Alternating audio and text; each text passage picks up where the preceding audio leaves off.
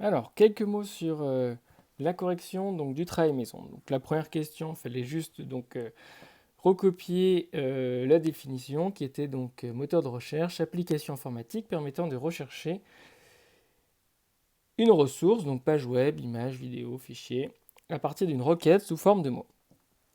La deuxième question, il fallait en fait compléter ce schéma et il fallait bien comprendre comment ça se passait, comment fonctionnait le moteur de recherche. Donc, tout d'abord en 1, en fait, il y a des robots qui explorent le web en permanence. Donc là, on est avant que vous tapez que l'utilisateur entre une requête dans l'appareil. En permanence, des robots explorent le web, ils suivent les liens de page en page, et en 2, ils indexent ces pages, donc des mots-clés sont listés, classés, enregistrés dans les serveurs.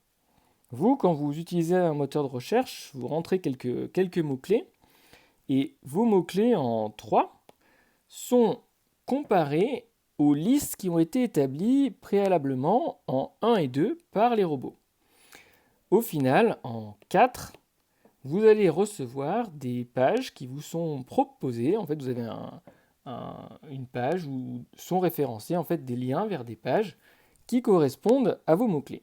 Et c'est ainsi que fonctionnent donc des moteurs de recherche. Les questions maintenant 2, 3 et 4, c'était pour vous montrer en fait qu'en fonction du moteur de recherche, vous n'avez pas le même ordre de, de pages qui vous sont remis au moment des résultats. Vous avez des résultats qui sont très différents. Cela vient du fait que les moteurs de recherche comme Google ou Quant n'utilisent pas le même algorithme pour vous proposer les résultats. Et souvent, dans tous les moteurs de recherche, les premiers résultats sont là parce que des personnes ont payé pour qu'ils soient là. C'est comme ça que les moteurs de recherche engrangent des revenus, gagnent de l'argent. Et en fonction des algorithmes, pour être dans les premiers, les développeurs des pages web référencent, font apparaître des mots-clés, des liens dans leur page pour être sûr que ça arrive dans les premiers résultats, puisque seuls les premiers résultats sont consultés lors d'une recherche Internet. Pour terminer, je vous ai demandé donc de compléter le texte. Il fallait bien comprendre que sur Internet, il y a une partie donc, des ressources qui ne sont pas du tout référencées. Donc ça, c'est quelque chose d'important.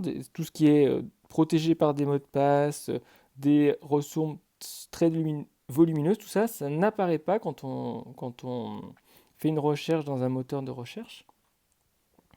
Et ça, du coup, ça représente ce qu'on appelle le Deep Web,